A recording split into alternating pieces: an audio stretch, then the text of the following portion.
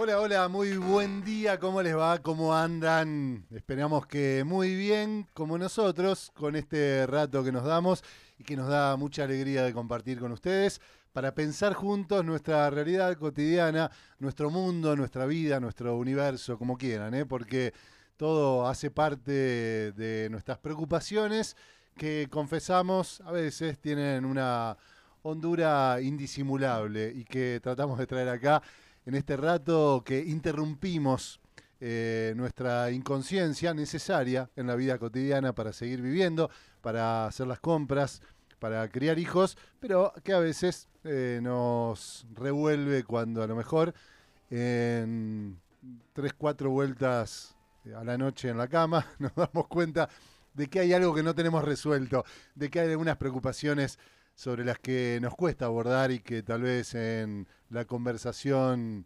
de lo habitual no se nos presenta. Bueno, tratamos de hacer ese agujerito para ver un poco hacia afuera, afuera de esas construcciones que nos mantienen a veces cómodos, resguardados de las intemperies que nos asustan, nos hacen temer probablemente, sobre todo en tiempos tan turbulentos como los que estamos viviendo. No soy ninguna novedad ni vengo a traer revelaciones sobre un mundo que está en una guerra en los umbrales de la totalidad, en los umbrales de absolutizarse. Hoy vimos cómo incluso el gobierno argentino, rompiendo una neutralidad que llevaba, bueno, casi toda nuestra historia respecto a las guerras del mundo central, de Medio Oriente o de Europa, y sin embargo nos acabamos de meter. Y eso va como aproximando cada vez más a esa sensibilidad de una guerra total. Pero también sobre otros acontecimientos, otras temeridades que nos van acorralando a la posibilidad de imaginar. Y de eso se trata este programa, esta edición, este episodio de Top, de Tenemos otro plan, pero también de eso se trata este ciclo en general, de estimular la imaginación política. Y eso no se hace ni más ni menos que desestimulando aquellos factores que nos aprisionan, nos vuelven impotentes, nos clausuran la posibilidad de otros posibles, valga y reivindico esa redundancia, y estimulando aquellos factores que sí nos posibiliten, nos disparen, nos favorezcan la imaginación política, la imaginación filosófica. Para nosotros, ustedes saben, casi hay una identidad entre esos dos términos. La filosofía es política, la política es filosofía, en el simple hecho de que se hace en relación al mundo, se hace en un vínculo de ida y vuelta, en un vínculo de donde el pensamiento construye el mundo, pero a la vez el mundo construye las posibilidades del pensamiento. Así que, bueno, ahí estamos, en esta mañana un poco más fresca, húmeda aquí en las sierras, por más que este programa es contingente, pero busca salirse de las coyunturas y que pueda ser escuchado en cualquier tiempo y espacio, bueno, les confesamos que nuestra coyuntura viene de incendios, viene de olas de calor inusuales, completamente inusuales para un invierno y un comienzo de primavera atípico en nuestras sierras cordobesas, con incendios que nos han deforestado el monte y el optimismo. Y también, bueno, ahora en otro clima, ya ha llovido por varios días, ha lloviznado y una humedad que se instala y nos cambia un poco el ánimo. Por eso queremos pensar ahora sí otros posibles. Y para eso trajimos nuevamente, lo hemos hecho alguna vez, pero hace mucho tiempo ya, y con la excusa de la entrevista que vamos a tener hoy, muy interesante, con un compañero con el que hace muchos años, ya muchos años, varias décadas, hay que decirlo, aunque nos avergüence y se nos caigan algunas sotas, venimos tratando de pensar juntos, separados, ¿no? A la distancia, pero en los mismos procesos, en los mismos intentos. y hablo de Ezequiel Gato, el licenciado en Historia y doctor en Ciencias Políticas. En minutos nada más charlamos con él sobre su libro, que entre otros muchos artículos y libros compartidos, ha tratado de reflexionar sobre nuestra realidad cultural y política, y ya les voy a contar un poquito. Pero traje otro sobre el que él también ha hablado, lo he escuchado en otras conferencias y entrevistas, y un libro que influyó mucho, lo hemos contado acá, estamos hablando de realismo capitalista, no hay alternativa. Ese es el libro de Mark Fisher del año 2009.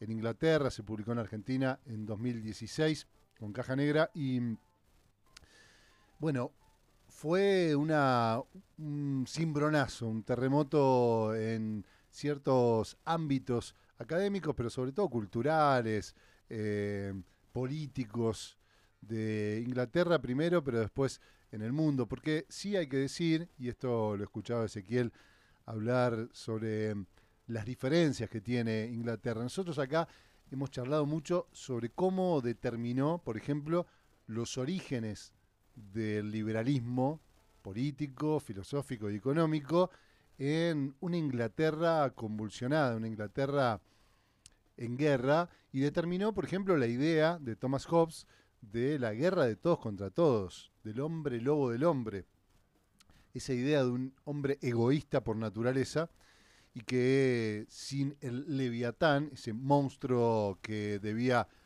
dominar a la sociedad y ejercer el dominio absoluto y hegemónico de la violencia, estaríamos todos matándonos y robándonos unos a otros porque somos malos y egoístas y competitivos. Bueno, a raíz de eso se da un sistema que se basa en ese origen, en ese mito de origen, que es el hombre lobo del hombre y la guerra de todos contra todos, el estado de naturaleza.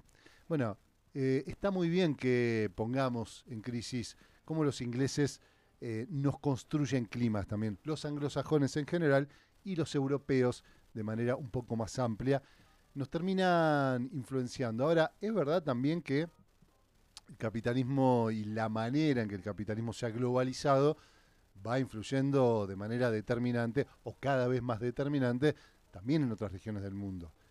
No por nada, acá tenemos un presidente anarcocapitalista y que lleva al extremo, o al menos eso dice en sus discursos, las teorías de aquella centralidad europea que también se basa en mitos muy europeos. Bueno, lo que dice Mark Fisher es básicamente que ese capitalismo actual, capitalismo mundial integrado, si quieren llamarle, logró imponerse como el único sistema viable y posible para organizar la sociedad.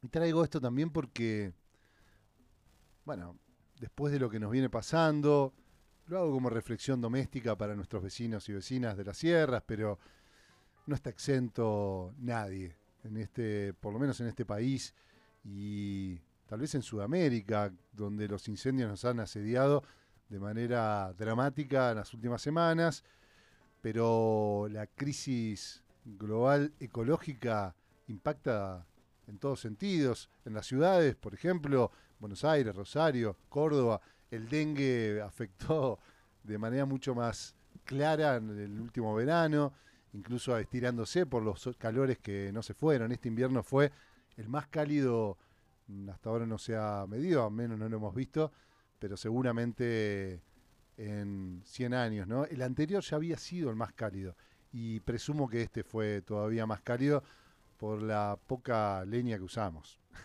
Eso nos hace medir un poco cómo lo vivimos. Pero además con muchos calores, muchas temperaturas extremas, con mucha sequía. Bueno, pero digo, todos esos factores hacen que a veces pensemos mucho más cercano el fin del mundo que el fin del capitalismo. Es un poco la frase que retoma Mark Fisher en el libro y que le da base a esta idea del realismo capitalista. La idea que instaló Margaret Thatcher y que confiesa su admiración y su repetición obsesiva Javier Milei. No hay alternativa. No hay alternativa. Esa es en lo que confluyó también Carlos Menem, si se acuerdan, en los años 90 y todas aquellas teorías, el consenso de Washington y todos los gobiernos neoliberales en Sudamérica. Bueno, era eso. Miren, todo lo demás no es racional. Todo lo demás es utopía y, bueno, simplemente ilusión. Lo único racional es este sistema como único modo de habitar el mundo, de organizar a la sociedad.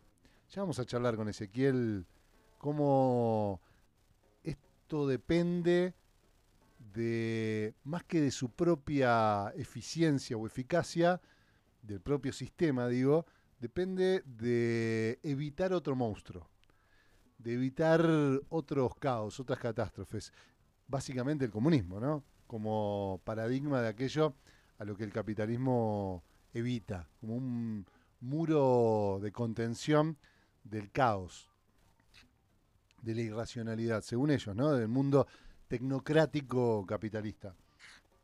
Bueno, decíamos que Fisher, este autor, señala que la capacidad de imaginar alternativas al capitalismo parece haber desaparecido y que no es solamente un sistema económico el capitalismo. Y esta es la primera advertencia que hay que hacer para una audiencia que a lo mejor en este momento está pelando papas mientras escucha este programa, que no estamos hablando del capitalismo como sistema económico, sino como una estructura que define nuestra manera de vivir, de pensar y de entender el mundo, o sea, un modelo de subjetividad, de subjetivación. Es decir, que nos produce, nos hace como seres humanos, nos identifica, nos pone valoraciones sobre qué es lo que está bien y lo que está mal. No es solo un sistema económico que organiza nuestros valores, sino que le da entidad a nuestros valores. Es decir, no son nuestros valores los que dependen de que el sistema capitalista lo haga más eficiente o menos eficiente, sino que los propios valores. Es el valor de los valores, diría Nietzsche, que asumimos como propios y que nos trae grandes problemas, como ya hemos visto en otros episodios psíquicos, sobre todo emocionales. Vivimos en la búsqueda de objetivos, de cumplir valores, de cumplir eh, esos paradigmas, esos lugares a los que llegar, que no son propios y que por supuesto son ficcionales, probablemente inalcanzables para la mayoría de nosotros y sin embargo nos producen eh, ese malestar en la cultura permanente, ¿no? Y que hoy se vuelve además casi un factor determinante del capitalismo actual. Que estemos en esa sensación permanente de frustración. Bueno, eh, le doy matices a esto, por supuesto, le doy matices. No vivimos así, los latinoamericanos sobre todo tenemos matices para esto. Estoy contándoles un cuentito, el cuento del capitalismo realista o del realismo capitalista. Fisher además dice que, como decía, que tiene un impacto en la salud mental, depresión, la ansiedad y el estrés, que son sistemáticamente privatizados, es decir, interiorizados. Vos sos el culpable de todos estos males, de vivir estresado, de tener ansiedad, de, de tener ansiedad y depresión, que son en realidad las pandemias de este siglo, más allá de las excepcionales que podamos tener en algún momento, las que están determinando a nivel global una pandemia de salud mental son estas, ¿no? La depresión, la ansiedad, el estrés y todo lo que de ello deriva. Una presión constante para tener éxito, ser productivo y autosuficiente, ¿no? Que lleva a muchos individuos a colapsar bajo el peso de estas expectativas muchas veces inalcanzables. El estancamiento cultural también llama la atención, Fincher, sobre esto. Hay un estancamiento cultural, algo sobre lo que Ezequiel Gato también ha hecho mucho hincapié y me interesa conversar. Hay como un reciclaje de formas culturales pasadas. ¿Se dieron cuenta de esto? ¿Lo ven desde la música, desde el cine, desde el arte en general, pero también desde los diferentes consumos culturales. Hay un revival permanente de formas culturales pasadas que toman nuevos colores, pero que intentan repetir, reposicionar, reactualizar siempre algo pasado. Sobre eso también hablamos un montón, las retrotopías y esta moda retro que nos vuelve hacia atrás, una dependencia de la nostalgia, ¿no? Que ha llevado a que la política también intente traer estos revival del siglo XIX, estos revival de aristocráticos y autocráticos, autoritarios, por ejemplo, racistas. El racismo se ha vuelto moda de nuevo. Bueno, volver a la raza pura, volver a cosas que evidentemente además son absolutamente inalcanzables nuevamente y que nos han traído grandes catástrofes. Nuestra cultura está estancada en una reproducción de lo que ya hemos visto. Bueno, estos son factores que estoy destacando del realismo capitalista porque son los factores que nos impiden, nos inhiben nuestra capacidad innata de imaginar futuros posibles, de imaginar otros devenires, de imaginar conjunciones distintas de lo que hay.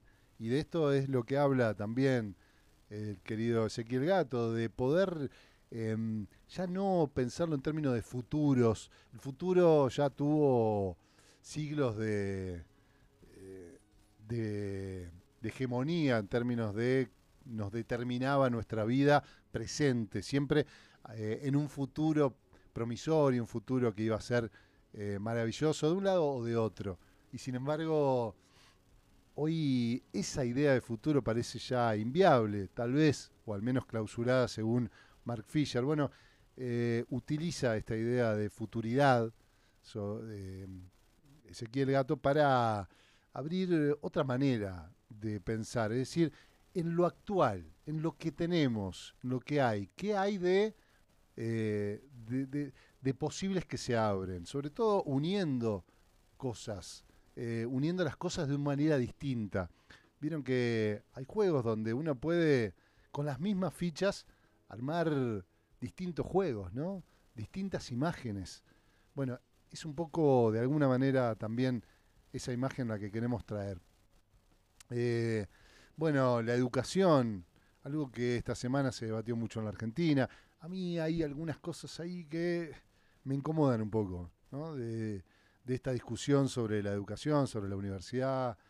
Eh, no son las que traemos en lo cotidiano, pero a lo mejor en estos programas que somos un poquito más provocadores o intentamos despegarnos de eh, modelos o de alianzas coyunturales para derrotar otras alianzas coyunturales enemigas, tal vez vale la pena pensar, porque, y Mark Fisher aporta en eso, dice que el capitalismo se tuvo un impacto muy grande en el ámbito de la educación por la mercantilización de la educación, que ya es vista como un bien público, ya no es vista como un bien público o un derecho, sino como un servicio que debe ser comprado y vendido. Bueno, esto es lo que se ha instalado y esto es lo que está en debate en la Argentina, ¿no?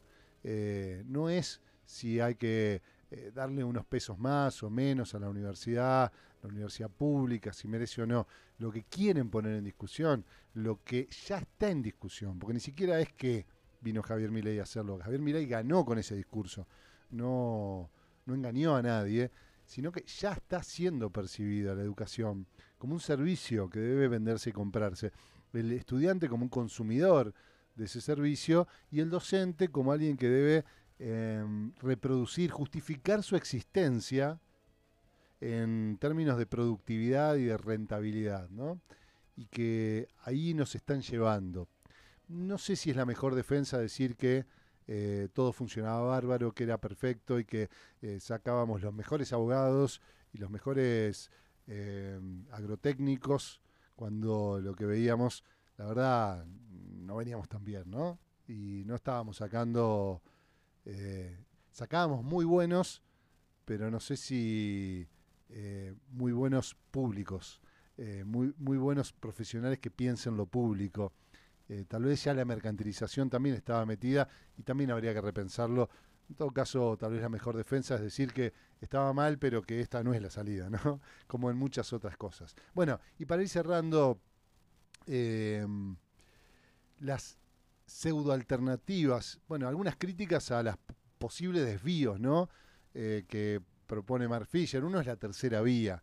Bueno, acá en Argentina la tercera vía se ha conocido como el peronismo, que fue tal vez el fundador de la tercera vía, incluso en el mundo, cuando todo estaba totalmente polarizado. Después vino Bill Clinton o Tony Blair en Inglaterra, con un formato distinto, pero lo que critica es básicamente esta socialdemocracia que dice, bueno, ni comunismo ni un capitalismo extremo, hagamos un capitalismo humano que finalmente acepta la hegemonía del capitalismo sin ofrecer alternativas, y ese es el gran problema que vivimos particularmente en la Argentina en el último periodo, y esta idea de que no hay alternativa se vivió como un mantra, ¿no? En la política de una u otro lado y en cualquier partido que haya gobernado en la Argentina, por lo menos en la última década.